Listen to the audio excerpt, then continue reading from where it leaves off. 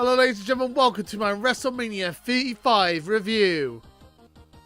It was pretty good. Thank you for watching. Bye bye. Join Potato Club today and too sweet that subscribe button.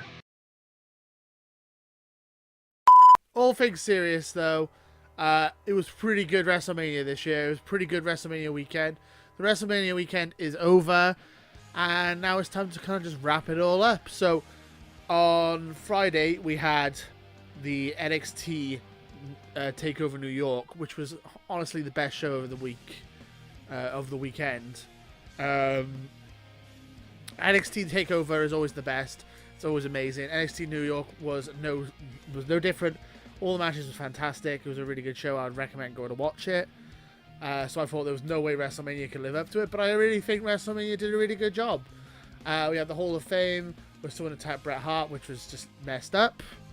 And then also we had the Raw and SmackDown after WrestleManias, which were pretty interesting, but not quite up to the level that we were all expecting. We didn't get any huge call-ups or any massive shocks. The biggest shock was Undertaker returning, which was a bit weird that he returned at Raw and not WrestleMania.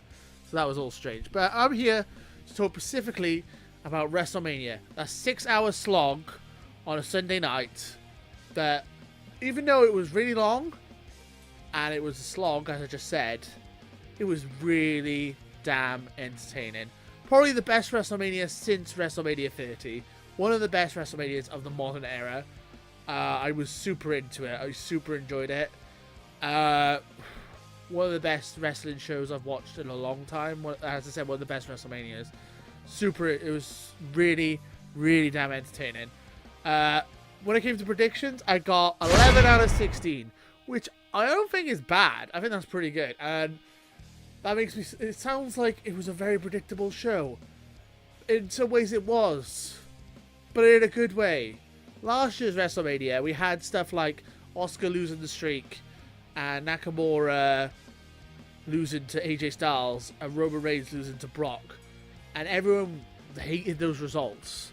It was predictable, but in a good way, because all the right people won. So, I just wanted to go over briefly what I thought of the show. So, the worst match of the night. Drum roll, please. You all know what it was going to be. It's Kurt Angle versus Baron Corbin.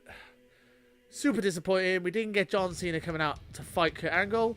We did have a return of the Doctor of Thugonomics, but I'm going to talk about that more in a minute. It was a total disappointment. I mean, I get it. Kurt Angle wanted to do the job and put someone over on his way out, which is what you do in wrestling. I get that. But we really wanted to see you win, Kurt. And when you said the words that sum you up are "you suck," that's not true. You never suck, Kurt. We all appreciate you. You're a really good wrestler, and I hope you enjoy your retirement. And I hope this isn't like a Ric Flair retirement where you disappear and then you just show up at TNA again. If you're not feeling up to wrestling, then don't wrestle. You don't force yourself to do it, you know. But yeah, I thought it was a disappointing result. I get why. I get why though. I get why it happened. So I'm not going to be too mad at it. Apart from that, the only other bad thing I'd say about the show, apart from the length of the show and Baron Corbin winning, was maybe the end of the women's match. I get what they kind of did it. I get it was like a roll-up victory by Becky, which the result was great. It was just a bit flat. It was such a shock ending. No one really knew what was going on, and it kind of killed the momentum of it. Like if we had a build-up to the ending and then someone tapped, the whole place would have exploded. But everyone was like, what? What happened there? Who's that? What's going on? And then, oh, Becky's won. Oh, Becky's won. Yes. But it was like, it kind of like, everyone was confused. I get what you were doing. You were trying to save the moment where Becky makes Ronda tap out for maybe another pay-per-view in the future. If Ronda comes back, leaving the door open. I get why you do that. I understand the logic of all these bad things during WrestleMania. Like, as I said, the Baron Corbin win and this. But it doesn't mean I like them. I don't think they would do very well. So those are the only negatives I really have for the show. Apart from that, I feel like the show was great. The best parts of the match of the night was Kofi versus Bryan. hands down, Kofi versus Bryan was match of the night. It was intense. It was like the whole crowd. You could hear a pin drop at parts in that match. Everyone was so invested. They were all into Kofi Kingston. They wanted Kofi to win. When Daniel Bryan hit the running knee, everyone was like upset and shocked. And then Kofi kicked out, and everyone just lost their minds. Everyone wanted Kofi to win. Like literally the whole building. I've never it's the last time I saw a babyface so over with the crowd for a victory was when Daniel Bryan did it in WrestleMania 30. Like that that's why I would say this is probably my favorite WrestleMania since WrestleMania 30. It was like this match was so well done, and it was just natural. It was organic. It was built properly. So yes, Kofi vs Daniel Bryan is my match of the night.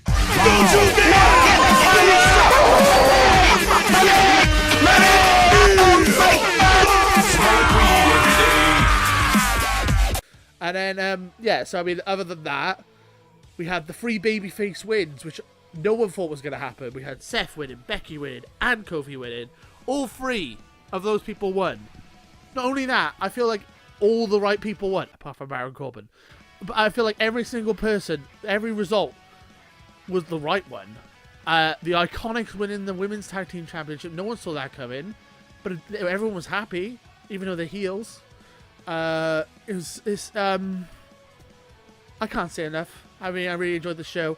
I feel like Roman Reigns versus Drew McIntyre was a bit of a flat match, but it did what it had to do. It was just getting Roman Reigns back on the main roster, so it made sense. So even that made sense to me. Highlight of the night, probably, apart from obviously all the great title wins and Kofi winning the title and all that stuff. One of the highlights of the match of the night, anyway, was the return of the Doctor of Thugonomics. I marked so hard. I marked out so hard for that, which is funny because I was never a massive Cena fan, even back then. But I marked out for it. In my head, it's still the AA is still the FU. And, yeah. I mean, that's what I grew up with John Cena as, the Doctor of Thugonomics FU. And it's funny to imagine all these kids who've never seen the Doctor of Thugonomics really confused. That's what makes me laugh. It's like, hey, Daddy, what's happened to John Cena? He's got all weird. He's having his midlife crisis. But no, it was a really good show. It was a very, very good show. Probably, as I said, one of the better WrestleManias. So, I'm going to give it a 4.5 potatoes out of 5. Very good show. I rarely give out a 5 star. I would give it a 5 star, but I literally only say 5 stars for the really big matches. I'm going to give it out a 5 star once, and that was for the NXT takeover with the 2 5-star matches. I can't remember which one that was now. It was very good though.